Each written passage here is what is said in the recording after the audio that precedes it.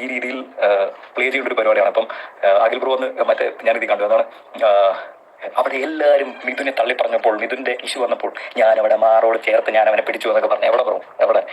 ലാലേട്ടൻ ഏറ്റവും ഇനിഷ്യലി വന്ന് മിഥുന്റെ ഇഷ്യൂവിൽ ലാലേട്ടൻ സംസാരിച്ച്, ലാലേട്ടൻ മിഥുൻ കയറി നിന്ന് പിന്നെ ഇങ്ങനെ വീടുന്ന ഒരു സെറ്റപ്പ് ഉണ്ടായി കഴിഞ്ഞ് ഇതൊക്കെ കഴിഞ്ഞിട്ട് മിഥുന്റെ സൈഡിൽ അയാളെ ഇങ്ങനെ തോളോട് മറ്റേ അവിടെ നിർത്തി അയാളോട് ഓക്കെയാണെന്ന് പറഞ്ഞ വ്യക്തി ഞാനാണ് ബ്രോ, ഞാനാണ്. ഞാൻ മാത്രമല്ല അവിടെ അഖിൽ ബ്രോയുടെ അടുത്ത് അത് കഴിഞ്ഞപ്പോൾ തന്നെ ലാലേട്ടൻ ചോദിച്ചു, അഖിൽ എന്താണ് നിങ്ങൾക്ക് ഇതിനെക്കുറിച്ചുള്ള അഭിപ്രായം എന്ന് ചോദിച്ചപ്പം അഖിൽ ബ്രോ എനിക്ക് പറഞ്ഞു, എനിക്കിത് പണ്ടേ ഒരു കഥ പോലെയൊക്കെ ഫീൽ ചെയ്തു സാറെന്ന് പറയും.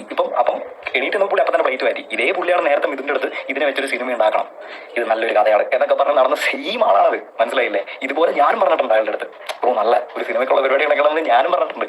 പക്ഷെ ഈ പറയുന്ന നേരെ ഒരു അതിൻ്റെ ഇപ്പം and so what happen is that പുള്ളി അങ്ങനെ പറഞ്ഞ് ബ്രോ അഖിൽ ബ്രോ അവിടെ ആ ഹൗസിലുള്ള എല്ലാവരും ഇതിനെ സപ്പോർട്ട് ചെയ്തിട്ടുള്ളൂ. അത് അവിടുത്തെ ആൾക്കാരുടെ ക്വാളിറ്റിയാണ് ബ്രോ. എല്ലാവരും ആരും പുള്ളിനെ എവിക്ഷൻ ഒന്നും പറഞ്ഞില്ല. ബിക്കോസ് എല്ലാവരും ആ ക്വാളിറ്റിയാണ്. പിന്നെ അയാൾ അത്രയും ഡീപ്പായിട്ട് വിശ്വസിച്ചൊരു കാര്യമാണ്. അപ്പം അങ്ങനെ എല്ലാവരും ചേർത്ത് നിർത്തി. പക്ഷെ അത് കഴിഞ്ഞിട്ട് മിഥുൻ ഹൗസിൽ നിന്ന് പുറത്ത് പോയിട്ട് പിന്നെ തിരിച്ചു വന്നപ്പം മിഥുന് മനസ്സിലായി അഖിൽ ബ്രോയുടെ പുറത്ത് ഭയങ്കര സപ്പോർട്ടുണ്ട്. പുള്ളി പറഞ്ഞാൽ ഇങ്ങനെയായിരിക്കും എന്ന് പറഞ്ഞു പുള്ളി നേരെ വന്ന് അഖിൽ ബ്രോയുടെ കാലിലോട്ടൊക്കെ വീണു.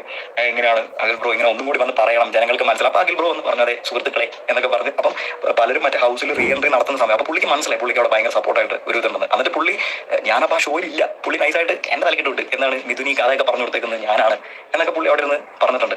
ഈ കഥ പഠിപ്പിച്ചു കൊടുത്ത് പുള്ളിയുടെ ആളെ രക്ഷിക്കാൻ എന്ന തലയിൽ ഈ സാധനം പുള്ളി പഠിച്ച് തന്നിട്ടുണ്ട്.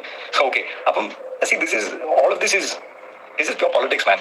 ഈ ഡബിൾ സ്റ്റാൻഡ്സ് കം ഫ്രം ഇങ്ങനത്തെ ഒരു ഇതിലാണ്. ഇപ്പം ഞാൻ പഴയ കാര്യങ്ങൾ എടുത്തിട്ട് ഇത് ചെയ്യാനൊന്നുമല്ല വരുന്നത്. അവിടെ അഖിൽ ബ്രോ പലപ്പോഴും ഞാൻ ഇറങ്ങിയ എപ്പിസോഡ് നിങ്ങൾ കാണുകയാണെങ്കിൽ അഖിൽ ബ്രോ എൻ്റെ അടുത്ത് പറയുമ്പോൾ അഖിൽ ബ്രോ പറയുന്നുണ്ട്, റിനോഷൻ നീ നല്ലൊരു ഫൈറ്റർ ആയിരുന്നു, നീ എനിക്ക് നല്ലൊരു എതിരാളിയായിരുന്നു എന്ന് പറഞ്ഞ് അവിടെ നിന്ന് പോകുന്ന അഖിൽ ബ്രോ പുറത്തിറങ്ങി പുള്ളിക്ക് ഒരു ഫാൻ ബേസും പുള്ളിക്കൊരു ഇതുണ്ടായി എന്ന് പുള്ളി മനസ്സിലാക്കി കഴിഞ്ഞു. പുള്ളി നേരെ പുള്ളിയുടെ അടുത്ത് ചോദിച്ചപ്പോൾ പുള്ളി പറഞ്ഞു റിനോഷ് ഒരിക്കലും ഒരു നല്ല മത്സരാർത്ഥിയല്ല, ഒരു പുള്ളി ഇതല്ല. എന്നിട്ട് പുള്ളി വന്ന് പറഞ്ഞു റിനോഷ് പലപ്പോഴും ഇമോഷണൽ ആവും, ചിലപ്പോൾ തെറി പറയും, ചിലപ്പോൾ ഇങ്ങനെ ചെയ്യുമ്പോൾ ഇതൊന്നും നിങ്ങൾ ചെയ്തിട്ടില്ലേ?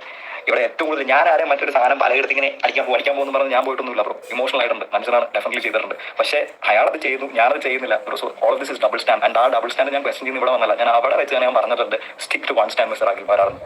അപ്പം പുള്ളി ഇപ്പം ചെയ്യാൻ നോക്കുന്നതും ഈ ഒരു സെയിം ഒരു പാറ്റേണിലെ പെട്ടാണെന്നാണ് ഐ ഡോണ്ട് നോ, പക്ഷേ എനിക്ക് തോന്നുന്നു. അപ്പം ഞാൻ ഇതിനെ എനിക്ക് തോന്നിയ കാര്യങ്ങളാണ് ഞാൻ വന്ന് പറയുന്നത്. അപ്പം പിന്നെ എനിക്കറിയാം ലൈക്ക് ഓഡിയൻസിന്റെ പെർസ്പെക്റ്റീവിൽ ഇപ്പം തിര ഇങ്ങോട്ടാണ് അടിക്കുന്നത്, മനസ്സിലായത്?